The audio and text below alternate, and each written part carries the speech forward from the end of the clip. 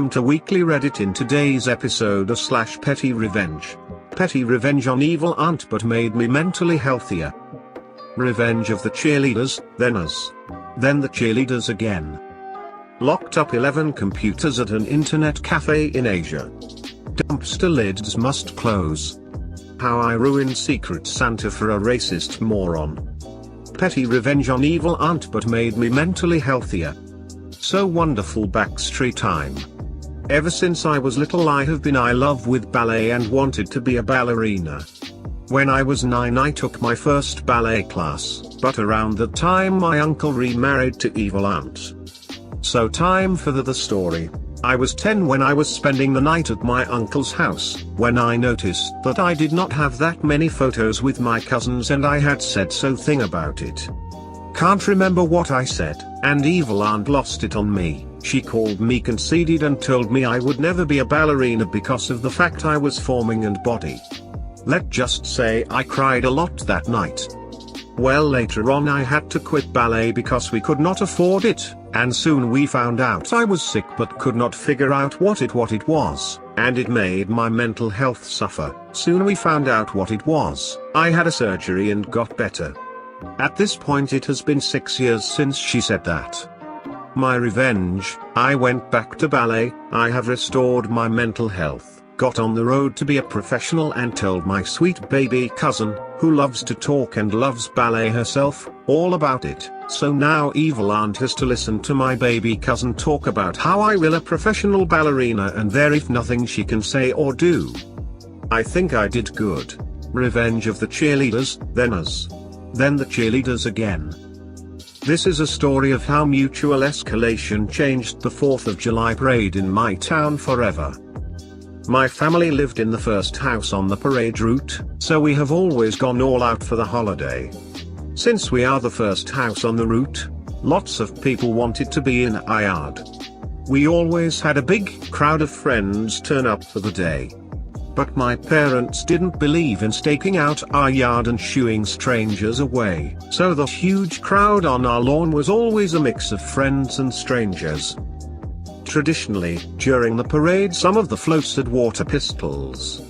The little baseball teams, the Boy Scouts, etc., basically any float that had a bunch of kids on it had water pistols. What water could make it to the side of the road would barely get you wet, it would be a few drops here and there. One year, the high school varsity cheerleaders, who always rode on top of a big fire truck, thought it would be funny to bring super soakers and completely soak people in the crowd. I can't remember who they got in our yard, but it made my mum pretty mad. The next year, my older brother and sister were given their marching orders. They sat on opposite sides of our front lawn, looking innocuous. The cheerleaders turned onto the route, giant super soakers in hand. My sister and brother were under strict orders not to fire unless fired upon. So when the first cheerleader targeted someone in the crowd and started spraying, both my siblings surged to their feet. In their hands, spray nozzles attached to garden hoses. They let loose and sprayed every cheerleader on the fire truck until they were soaking wet and dripping. Again, we were the first house, so the cheerleaders had to ride the entire route with wet hair and makeup running down their faces. The next year, we had the garden hoses ready, but hoped the cheerleaders had learned their lesson. What we had forgotten was that they were on top of a fire truck. Those wily pep experts had swayed the firemen to their cause. They let loose with super soakers, we retaliated with garden hoses, and all of a sudden our entire yard was a catastrophic deluge of water. That's right, they turned the fire hoses on us. Probably 50 people were soaked through to the bone. Anyway, since there were always strangers on our lawn, many of whom didn't know about the cheerleader war, there was a lot of innocent collateral damage. Someone complained to the city council about an expensive ruined camera. The next year, all water guns of every kind were banned from the parade, and they've been banned ever since. Well fought, cheerleaders. Locked up 11 computers at an internet cafe in Asia. I was selling random stuff from the night markets on eBay from a country in Asia. I kept my product and packaging materials at the cafe itself, along with shipping boxes, and paid the cafe for the service. I went to the counter to make a payment. Think $25 out of a $50 bill. Well, they must have been strapped for cash that day because they kept the whole $50 and would not give me the $25 back, saying I owed that amount, and more, which I did, but I was making payments when stuff sold. We had this agreement. They altered it. I was angry, but not much I could do, or was there? I went back to the computer I was working on, restarted it, hit the Del key, which got me into the BIOS where I set up a system password. This makes the computer ask for a password before it loads anything. There is only one workaround. I then moved to another computer, and another throughout the day, even leaving and coming back later to do it to more computers. When I was done, I grabbed all my stock and my boxes and left, knowing I would have to wait until morning to see my efforts pay off. That morning when they started their computers, 11 of them required passwords to continue. By the time I showed up, all innocent looking, they had a tech they had to call in doing the workaround.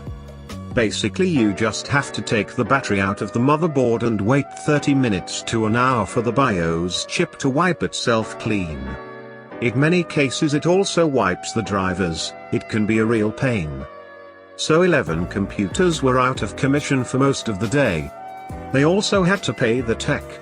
They suspected and accused me right away. I shrugged it off like I didn't understand what they were saying and eventually stopped going to that particular cafe. I did feel a little bad about it, but I give myself points for creativity. Dumpster lids must close. A relative living in a mobile home passed away.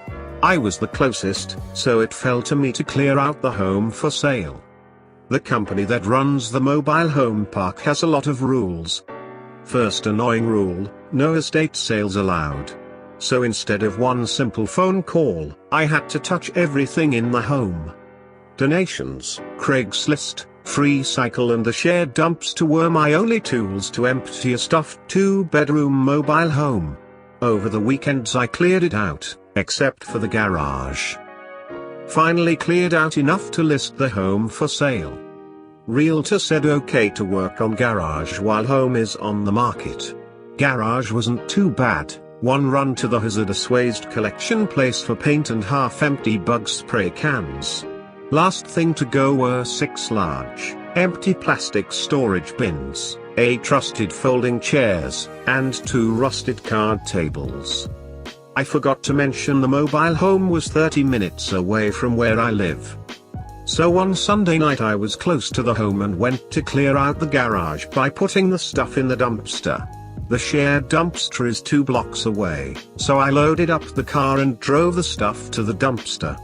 The dumpster was going to get picked up the next morning and was full. The lids were not closed. The dumpster has 2 plastic lids that are hinged on the back of the dumpster. I crammed the chairs, table, and bins into the already full dumpster, pushing the lids open further. A couple of other people came to drop off garbage while I was cramming chairs in the back. Then I drove home. I'm 5 minutes away when the park manager called to tell me I had to take the stuff out of the dumpster because the lid didn't close. Snitches. I immediately agreed to come back and explain that the lid already wasn't closing before I added the stuff. That didn't matter. Reminded me of that Seinfeld episode, anyway. I went back and pulled the chairs, bins, and tables from the dumpster. The rest of the trash was bagged, so the stuff I pulled out was relatively clean. I went back the next day and threw the stuff back in the dumpster. I resisted the urge to open the chairs to take up space. So much resisting. A week later I got a check for $1.54 from the park cause I overpaid the space rent. The home is owned by a person. The space the home sits on is rented from the park. I didn't know the exact amount of rent, so I rounded up to the nearest $10. The check was the difference. The check was sent in the mail, which cost 55 cents. Hey. I shredded the check, So for the next 6 months they are going to have to deal with a non-cashed check. Ha. Revenge. I held my raised fist as the shredder chewed up their special hologram check. I think I might make a special trip to throw the shredded check back into the dumpster. TL, Doctor. I was blamed for overfilling the already overfilled dumpster. I shredded a small check to mess with their accounting for 6 months. Edit, home sold, so no more space rent checks to pay. Edit, thanks for the awards. How I ruined Secret Santa for a racist moron. This all happened around Christmas 2017. I am mixed race and I live in the United Kingdom. This story is simplified. So when I was in year 9, 14, 15, a new kid joined my year group. Let's call this kid P, prick. So I was the one who initially introduced P into my friend group and I tried my best to be as good a friend as I could be. So for the rest of year 9, things went okay. We got along. I invited him into my house. We did Minecraft every evening. Typical 14-year-old stuff. However, one day something clicked. He decided to change and started avoiding me. I thought nothing of it. I assumed it was him going through a rough patch. Until, during an IT lesson he said, "I think I am your superior because I'm white." This took me off guard as he actually meant it. He also made various other comments about how he was better than me. I reported him and my school did nada.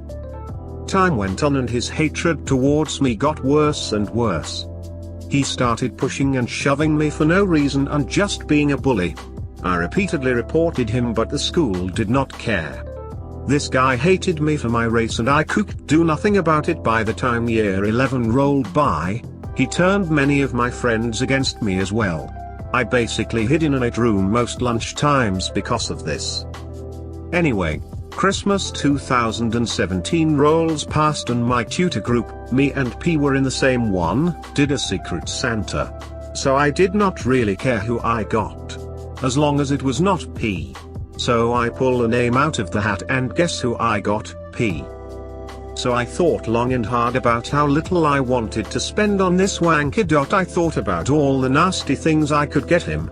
In the end I decided to shop in a nearby Lidl German shop found in UK, mostly very cheap. I purchased some shampoo and shower gel. Not just any shower gel and shampoo, but the Shein cheapo stuff. Fortunately for me it was in a bottle that looked and felt like nice load of Lynx shampoo. Only it cost like 50p per item, haha. I wrapped it all up and made it look nice. Also P stank, so it was an oath fuck you him as well. The next morning rolled by and we all unwrapped our stuff. Some people unwrapped chocolate and others unwrapped little knickknacks and stuff. P was the last as he thought someone had gotten him some expensive shampoo. He unwrapped it. Never before have I ever seen a look of such disappointment. He saw the cheap body products. Even the teacher felt bad for the level of crap I bought him. As everyone else played and ate their gifts, P sat sulking in a corner. I felt extremely satisfied and had to resist the urge to say fuck you P. DLDR, I gave a racist bully a shit Secret Santa gift. Don't forget to subscribe so you can stay up with the best content from Reddit.